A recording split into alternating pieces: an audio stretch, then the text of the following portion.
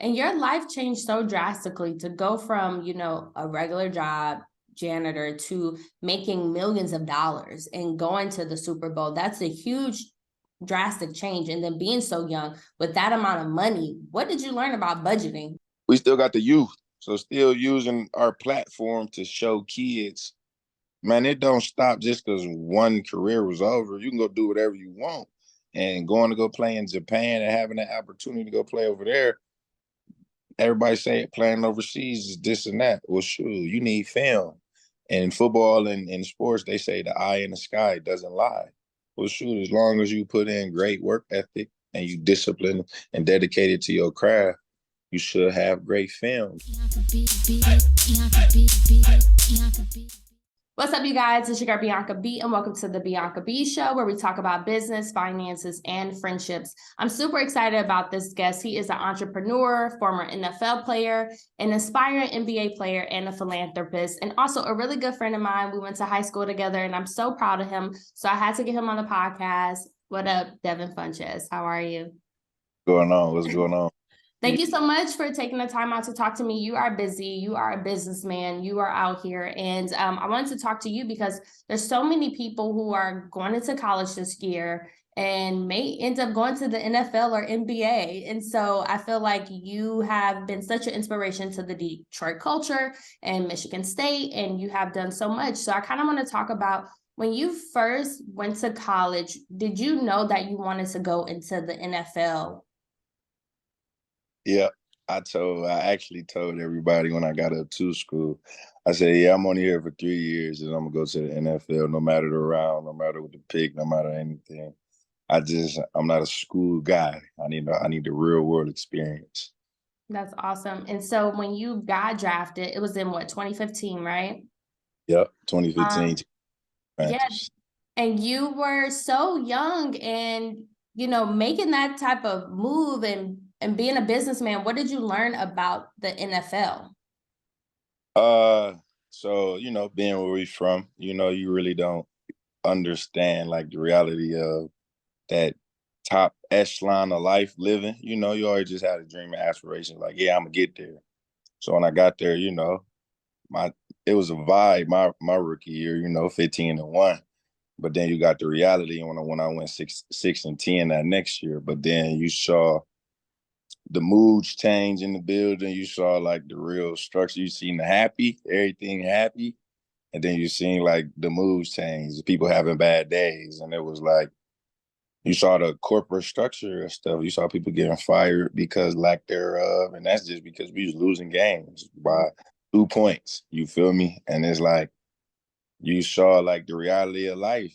Even if it's not your fault, you still can be the blame of something. You feel me? So it's like, and doing all that and having my job that I had and playing football, it was great to understand that. But then it was also great to take what I learned from the field and said, well, shoot, I done been on every type of team.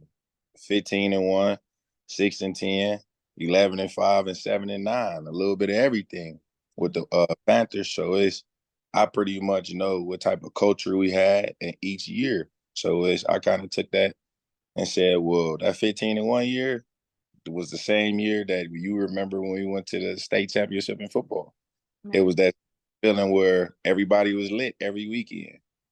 So I'm bringing that same structure in all of my businesses and all my ventures and all of my relationships and boards that I sit on and stuff like that, because it's a Hall of Fame mentality. So okay, well, you bring that in. We went to the Super Bowl. We all know how to have fun. And with mentors like Matt Ishbia, Benny Vaughn, and people in that stature, it's just like, you just know how to have fun when you got the right people in your corner. And also something I admire about athletes is the discipline. I mean, that structure is so important. So being an entrepreneur now, how do you take that and put it into your business and lead people? Because it's a lot of leadership skills too. Yeah, so basically I've been figuring that out for the last year and a half, and it's to wake up at 2:30 and to fill out all the responsibilities for everybody. So when 8 o'clock comes, when that 9 o'clock meeting comes, You're able to wrap off what you need to, how people are supposed to do their job, how you would like their job to be ran. You got to go in and be a part of the system. I'm not a guy that's just said, oh, I want to be the boss and everybody got to do what I say. Nah, I did everybody's job already. One of my first jobs was to be a janitor. So I was cleaning toilets. That was my first job. So I understand how to set up a janitorial operation service.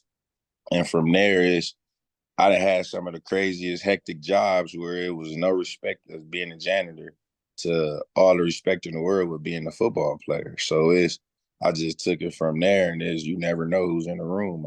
I went around telling people like, yeah, I just clean toilets. But Wow. I did. And it was, you can't fault me. And shoot, yeah, I look like this, but I can clean toilets too. You know what I mean?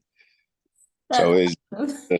it's just doing the job, getting dirty, and then telling everybody how to do it, setting it up, organizing it, and just laying it on paper so everybody can understand it. Yeah. And your life changed so drastically to go from, a regular job, janitor, to making millions of dollars and going to the Super Bowl. That's a huge, drastic change. And then being so young with that amount of money, what did you learn about budgeting?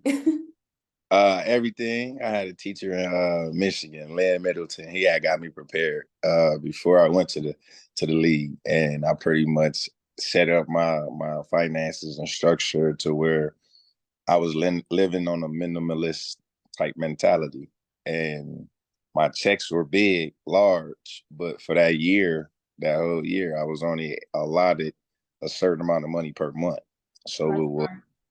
having people to make sure that I didn't spend it, make sure that I wasn't having arguments with my financial advisor, but then ultimately understand that, okay, that's why he was doing it. Going through all this situation and the conversations that we used to have, being not having one of the bigger checks since 2019, I've been able to make the correct investments, do the right things, and make sure that I've been able to live the life that I've still been able to, because I don't live a crazy budgeted life. I don't wear all of the designer. I don't do all of the crazy stuff.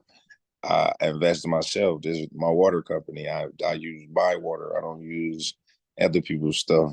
I use my water bottle. I use all of my stuff. This is a gear from one of my trainers, Girls Rock. You feel me? Like I got a daughter, so this is this type of stuff that I support. I Mhm. support stuff that I buy. You know what I mean? So that's how I started to understand. Oh, okay, well, shoot, if I don't got to spend no money, everybody give me all this stuff, and I just build that type of relationship and go about life that way, it'll be all easy when I get done because now I get to live how I want to live. Exactly. And so what advice would you give to, the college players who are going to go into the NFL or NBA? What advice would you give to them as far as budgeting and business? I would tell them to get around the right network. It doesn't matter what they look like, but see what type of people that they have worked with. See if you can connect with those people. And then from there is don't try to keep up with the Joneses. You feel me? Act like you act when y'all was growing up. You hear me? It may be in your control, but if y'all just wasn't going to the store and buying all the Dior, Amiri, Gucci, Louis, don't go do it now. You should do that once a year or twice, your birthday or Christmas, and that's just for yourself. Yeah. You feel? Other than that, like give what they gave you growing up. Had that same mentality. You know what I'm saying? It's cool to try to want to take care of everybody, but understand JoJo and them ain't grow up with you. So just be you and who you grew up with. You know what I'm saying? Your teammates ain't who you grew up with. So don't try to be like them. You understand when you go back to the crib, you got to go hang out with the same people you grew up with. If you ain't fitting the same what they got on and all this, you're going to be a target. You feel Yeah. me? And what did you learn about, growing up in the hood? Then you're working with these people that you looked up to and you saw growing up and being in that type of environment. And then, going back home and seeing your peers, and now you're on this higher up pedestal. Did you feel like you were still yourself, or did you feel like, you had to adjust the more popular you became? Nah, so it's like I had a humbling beginning, you know. I was back and forth between Detroit and Farmington. So it was got to understand like, okay, this how everybody is in Detroit, but then this how quiet it is in Farmington. So to understand early, you know, what all the adults was saying was stay in the house, don't get in trouble. Yeah. People, all the OGs, some of them say stand out the way. You feel me? So it was to understand like I know my role. You know what I'm saying? Like my role is to be an athlete. That's my role. You feel me? Your cousins, your people, and all of them, they might got their other roles. What they do in the hood, what they go do. You know what I'm saying? Let that be their role. Mm-hmm. Understand, like, still play your role. You wasn't really in the streets. Y'all was working out, going to school, making sure y'all could pass the ACT, SAT, making sure y'all was doing all that. So go keep doing all of that. And then once everything comes, you can continue to be your same true self. You don't have to go live a facade. That's But very that's nice. how they can really do it. Be true to you. You know what I'm saying? Yeah, awesome. And going into the friendship part of things, you and your best friend, you know, you guys grew up together, and then you went into NFL, and now you're going into the NBA together. How is that? And what did you learn? Why is friendship so important? So all my friends from high school, everybody still getting to it. The one friend in particular, Aaron Burbridge, we we always it wasn't necessarily like a duel or a battle, but it was to a point to where we couldn't let each other one up each other, you know. So it was middle school, we won all the records together. High school, we went in there, we won the state championship. I go to Michigan, I win the individual award for tight end. He go to Michigan State, he won the individual award for wide receiver.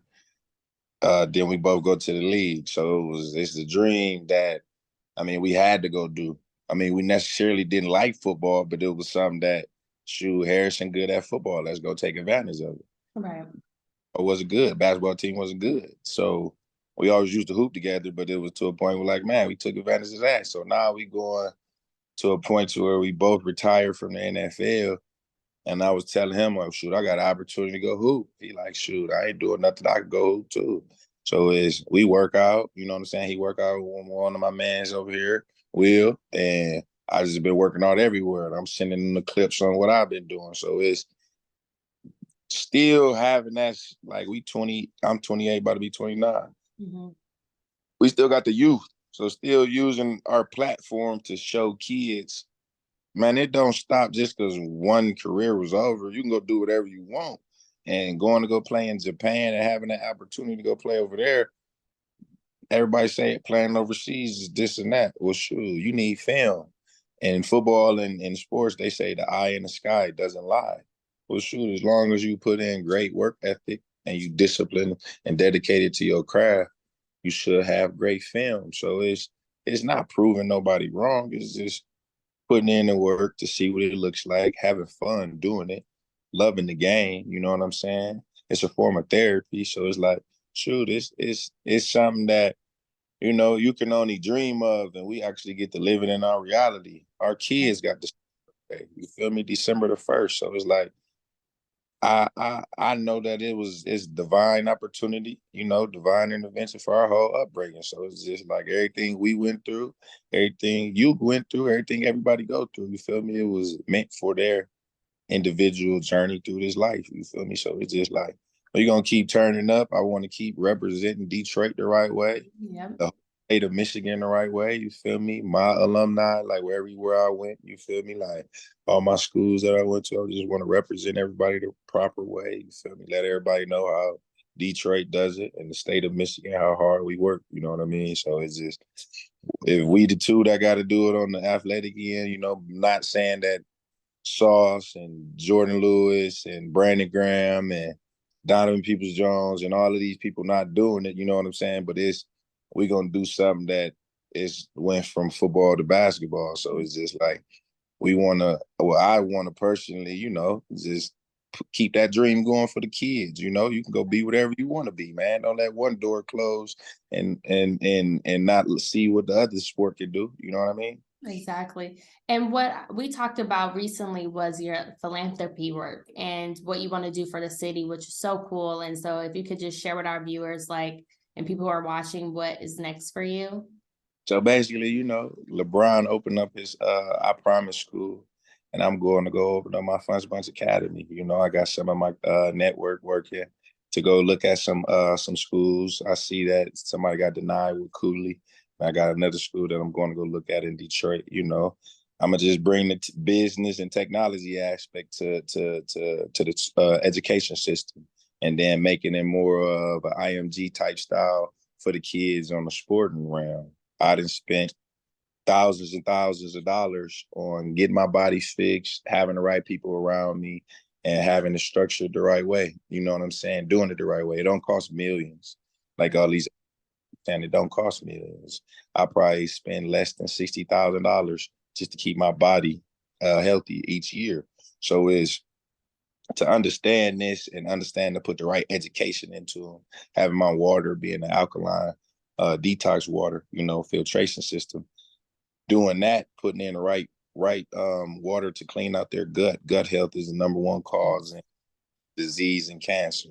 So it's educating them on the health and wellness side, educating them on the vision and technology side, bringing an opportunity for them within my production company, within my marketing consulting firm, within the relationships that I have with the Adidas family, with the relationships that I have with my multiple billionaire connections that I have and millionaire connections that I have from the NFL that I got blessed with that. So it's just like just using my network, bringing it back to the city for change and a reality aspect of it, not just talking about it. You know what I'm saying?